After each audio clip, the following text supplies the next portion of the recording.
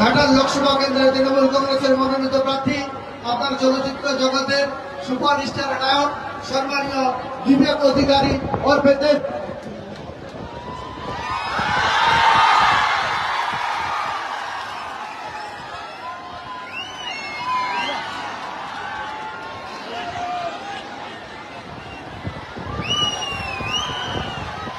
নমস্কার,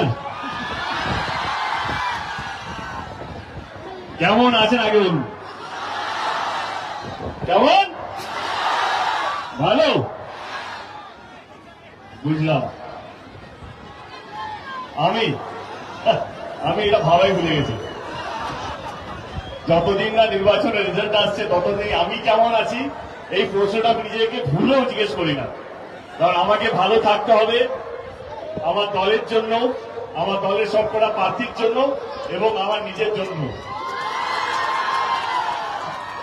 তো আমাকে যতই কিছু হোক না কেন, যতই গরমের মধ্যে ঘুরতে হোক না কেন, যেখানে যেখানে যেতে হোক না কেন, কিন্তু আমি কি করে ভালো থাকি জানো? আমরা জানতে চান আমি কি করে ভালো থাকি? আমার মনে হয় কি আমি 14 মার্চ থেকে নির্বাচনের প্রচার শুরু করেছি আর কি। প্রচন্ড গরম শুরু হয়ে গেছে, আমি সত্যি বলছি। অনেকে মিডিয়া জিজ্ঞেস করে আপনি কি খান, আপনি লাঞ্চ কি করেন, আপনি বিবন্ডি খান কিনা, আপনি ওআরএস খান কিনা, এই গরমে কিভাবে নিজেকে ঠিক রাখেন, কিভাবে নিজেকে এত ঠান্ডা রাখেন।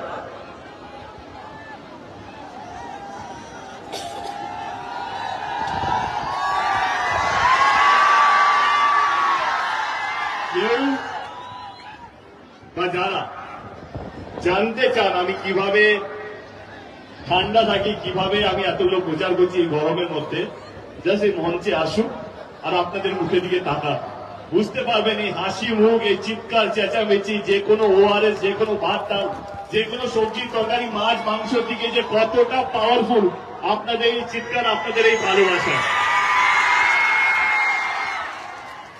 এইটাই হচ্ছে আমার মূল এনার্জি।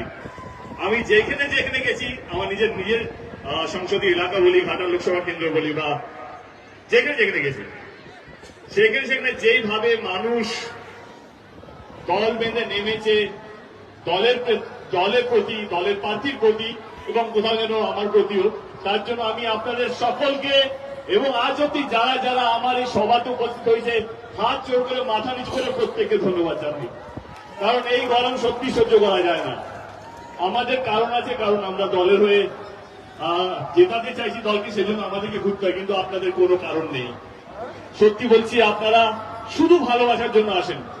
কি গরম, কি ঠান্ডা, কি বৃষ্টি, কি মেঘ, সেগুলো ভুলে গিয়েও আপনারা যে আসেন, এটার জন্য দলের প্রতি, দলের পক্ষ থেকে, আমার প্রার্থীর পক্ষ থেকে, আমার এখানকার যারা নেতা নেত্রী আছে তাদের পক্ষ থেকে আপনাদেরকে আরেকবার ধন্যবাদ জানাই। অসংখ্য অসংখ্য ধন্যবাদ। এটা মন থেকে বলছি, এটা সাজানো গোছানো নয়।